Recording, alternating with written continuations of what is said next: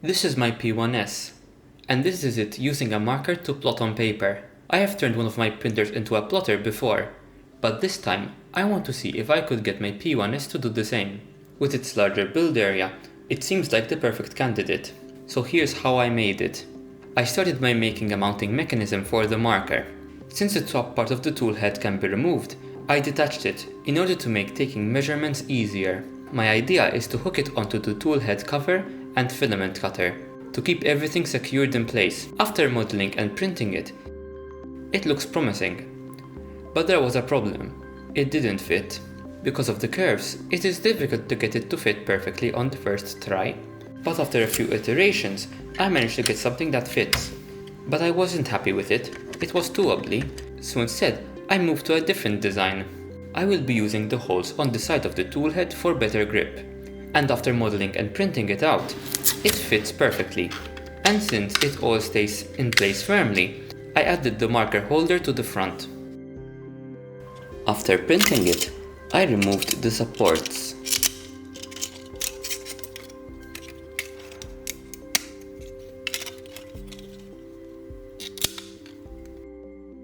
With the hardware finished, it was now time to tackle the G-code.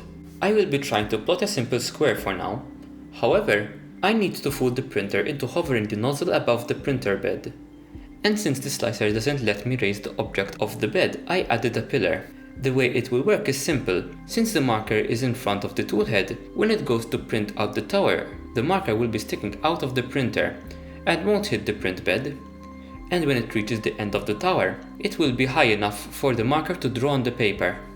Before sending the model, I changed some settings on the filament. I reduced the bed temperature to 0, but it started giving me an error. Luckily, all I needed to do was set the bed temperature to a number that isn't 0, so I set it to 20. Since the room is hotter than 20, it shouldn't turn on the print bed. I also disabled the fans, so that it doesn't blow the paper. I also enabled Z-hop, so that when it moves from the pillar to the square, it first raises the marker. And lastly, I set the flow rate to 0, in order to stop the printer from extruding plastic while it is plotting. Before attaching the pen, I ran a dry test. And I'm glad I did. It turns out that the printer head comes very close to the printer frame while in front. In fact, it's almost touching.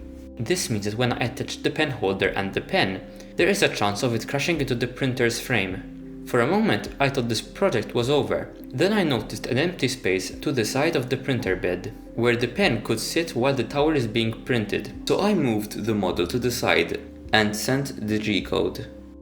And it went through it without any hiccups. However, I noticed a potential problem. The tool head cover is held in with magnets, so if the marker creates too much friction, it could end up ripping off the front cover. So I extended one of the sides so that it could hook onto the holes on the actual tool head.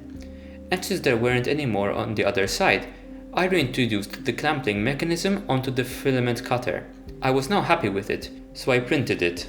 But one of the supports came off. Luckily, the model still printed perfectly. Before plotting, we need a way to hold the paper. One way of doing it would be with clips, but unlike some other printers, the P1S's bed's bottom isn't flat. So that probably won't work. So instead, I just folded the paper underneath the bed, and it seems to stay in place. I also added some tape around the marker to add friction. And lastly, I loaded up some plastic for the filament runout sensor not to trip. I loaded it from the external spool, because I will be removing both the AMS and the top cover of the P1S out of the way, because otherwise the marker might hit the top of the printer. Before sending the G-code to the printer, I realized that even though I had turned off the bed leveling in the previous dry test, it had still damped some version of it, and if it levels the bed while it has the marker, it might cause problems. The solution was getting the timing right. The printer had to finish leveling, build enough of the tower, and only then be paused so that I could attach the marker. The last thing I needed to be careful of is that I don't move the tool head while it is paused.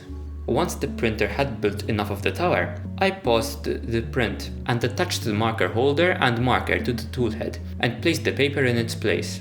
It almost worked. It created the square, but when it docked the tool head at the end, it drew a line across the entire page. For some reason, Z-hop didn't make the tool head go up before docking.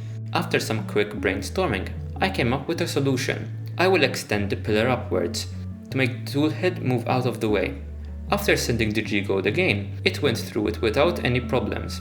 However, the marker was not low enough, so I had to lower it halfway through the plotting process. Clearly, I will need some way to have the marker be more easily leveled.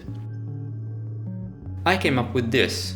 By using this to measure the length of the marker, I can get it to the right length more easily. Before sending the G-code again, I wanted to automatically pause itself, so I tried to add a pause.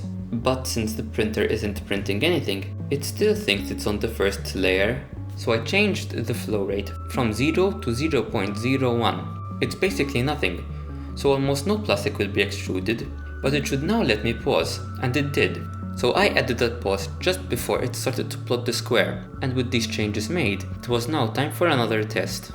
The printer paused at the right time, and I placed in the pen. When I resumed it, the printer started to draw the square, and it almost worked. The pen was too low and it ripped the paper, so I reprinted the measuring tool to have more room to spare. And this time, after sending the G-code, it plotted it perfectly. As a final demonstration, I decided to print this. It has long lines, curves and teeth, so I can easily see if the teeth are changing their shape depending on the angle that they are plotted at. It went through it easily.